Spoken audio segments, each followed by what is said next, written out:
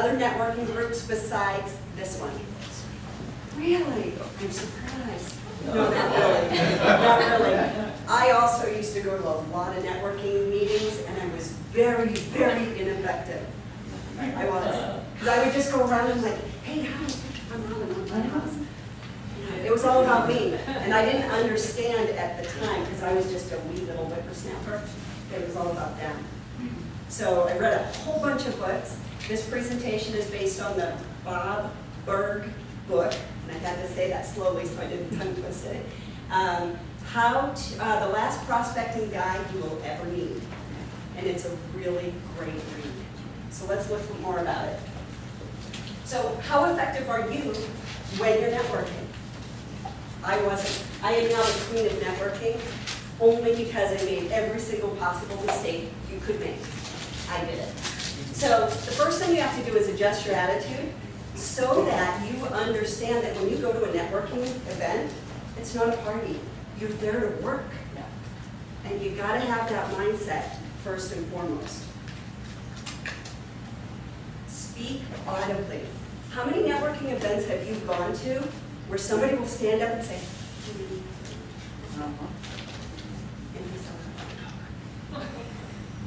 and they don't understand you. They can't hear you. They have no clue what it is that you do. How can you feel comfortable referring somebody when they're not confident in their own name? So pretend like you actually know your own name and say, hi, I'm Robin. Now, I was a little confused in the last couple of weeks because I just got married. So I've been saying, hi, I'm Robin Alexander, because it's a new name for me. So I was a little confused for a little bit. Shy does not work in today's day. You have to be confident in your competence. So everybody says, I'm nervous. I can't get up and speak publicly. Yeah, you can. You just got to prepare. The only reason that you're nervous is because you lack proper preparation. Think about it like this. You're an elite athlete in your own field. And the elite athletes that are out there playing football and baseball, are they getting paid to play? No. You're getting paid to practice. So they're out there practicing 40, 50 hours a week, and then they go play. And that's what they're getting paid for, practicing. So practice behind the scenes, and then go play, and have fun with it. As I mentioned in the opening, your business is not about you. Your business is about helping other people, and the services that you can provide will help them. So you got to learn to build rapport. Rapport is just getting to understand other people's wants, needs, and desires. It really is about them. So let's get comfortable building rapport. All of these questions work. I wish Kristen were here today because she was new last week, and I used these questions on her, and all of a sudden she was in love with me. She sent me emails, she called me. It was awesome. And I thought, wow, what happened? Oh, duh, I used the formula. These all work. So, open sesame. What? I wish it had an E at the end of it because then it would work a lot better for open sesame. But the acronyms are the little key things that I use in my head to remind me which questions to ask and in which order. So remember, open sesame. The first question, just remember the hook, start. The second question, enjoy. The third question, separates. The fourth, advice. The fifth and sixth are memorable and forecasting. You'll notice that they're low lit. The reason for that is because those are less important. If you can only ask a few questions in your networking event, the first ones are most important, and the last one is the bonus question. And this one is an absolute winner. We're going to get to that in a minute. So start. This question is, how did you get started in your business? Why is this an important question to ask? This gives them the opportunity to say their story. It's the movie of the week, if you will. So listen intently, and actually pay attention to what they are saying. Then, after the event, in your little notebook, jot down a few things, so when you follow up with them, you'll remember what was important to them about how they started the business.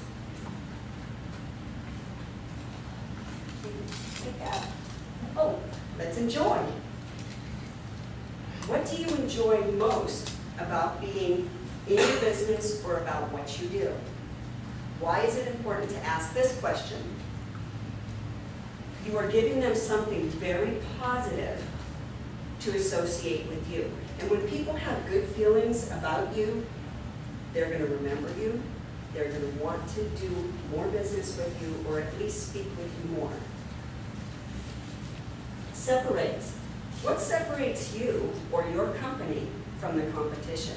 This is really a great question to ask because it's the opportunity for them to brag a little bit about themselves. And who doesn't want to brag? And by the way, it's not really bragging if it's true, right? Advice. What advice would you give someone just starting out in your business? This one's a totally awesome question to ask because people feel really important if they're mentoring somebody, if they're teaching people about their experiences so that you don't have to go through it again. So this is the mentor question, and that's why it's important to ask this question. Now, if you don't have time in a networking event to ask other questions, because sometimes these conversations can get a little bit lengthy, these other two questions are great if you have time, but if you don't have time, ask them, if you do have time, ask them, what is your most memorable or funniest incident you've ever experienced? Now, when I was in electrical engineering, we would go out on site a lot. And we went to this, believe it or not, it was an engineering company that specialized in horse insemination. So they would have these devices, and our computer equipment would design these pieces of equipment. And I had no idea what was going on, so I had to listen to what this gentleman was saying, and I had to ask questions. And I was just a young kid, so I was pretty mortified when he was talking about horse sex and these devices, and they would come out and they would bring the device out, and all of a sudden the studs and the stallions would be like, woo! And then, seriously, I had no idea what to do, and I was mortified. I was mortified. Well, you know, you're all laughing, and I can laugh about it now, but I have never been so mortified in my life as to have that sales call. So this is a great way to have either tragedy or really fun stuff come out, and when you can bond with people that way, it really does help make a deeper rapport and relation. This is the war story. It brings a smile to their face, hopefully. Forecast. What do you forecast in your industry? This is a really great question for a couple of reasons. One, you get to get smarter about somebody else's industry, and you never know who you're going to run into that's going to be needing this information. And the other reason is because some people just really like to talk. They're really super knowledgeable, and it helps them to feel better about interacting with you. And the bonus question, this one is an amazing question. If there was only one question you could ask, this is the question. And that is, how can I know if somebody I'm speaking to is a good prospect for you? And the reason this one is really important is because you just gave them permission to tell you exactly how you can help them.